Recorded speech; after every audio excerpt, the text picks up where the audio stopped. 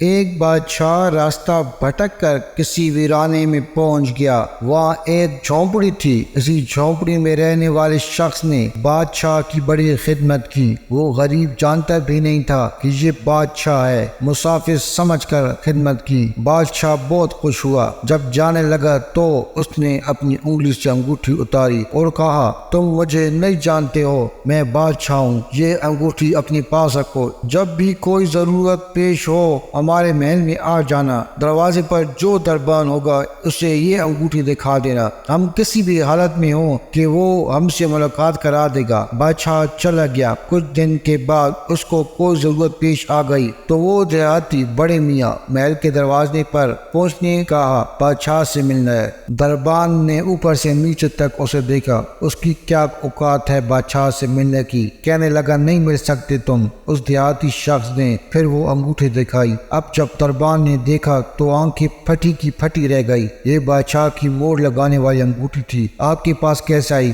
بادشاہ کا حکم تھا کہ یہ انگوٹھی جو لے کر آئے گا ہم جس بھی حالت میں ہوں گے اسے ہمارے پاس پہنچا دیا جائے۔ چنانچہ دربان اسے ساتھ لے کر بادشاہ کے خاص کمرے تک گیا اور دروازہ کھلا ہوا تھا۔ اندر داخل ہوئے۔ اب یہ جو شخص وہاں چل کر آیا تھا اس نے دیکھا کہ بادشاہ نماز میں مشغول ہے۔ اس کے بعد بادشاہ نے دعا کے لیے اپنے ہاتھ اٹھائے۔ اس کی نظر پڑی تو وہیں سے واپس ہو گیا اور محل سے باہر جانے لگا۔ دربان نے کہا، مل تو لو۔ کہا، اب نہیں ملنا، میں جس کام سے آیا تھا وہ کام ہو گیا، اب واپس جانا ہے۔ تھوڑی دور چلا۔ جب بادشاہ فارغ ہو گیا تو دربان نے کہا کہ ایک ایسا آدمی آیا تھا، پھر واپس جانے لگا۔ بادشاہ نے کہا، فوراً لے کر آؤ اسے، وہ ہمارا محسن ہے۔ بادشاہ نے کہا، آئے ہو تو ملے بغیر ایسے کیسے چل دیے؟ اس نے کہا کہ بادشاہ سلامت، اصل بات یہ ہے کہ آپ نے کہا تھا کہ کوئی ضرورت پیش آئے تو آ جانا، ہم ضرورت پوری کر دیں گے۔ اللہ کے سوا حاجت روا کوئی مشکل کشا نہیں، صرف وہی ذات ہمیں فائدہ پہنچاتی ہے اور نقصان سے بچا سکتی ہے۔ ہم سب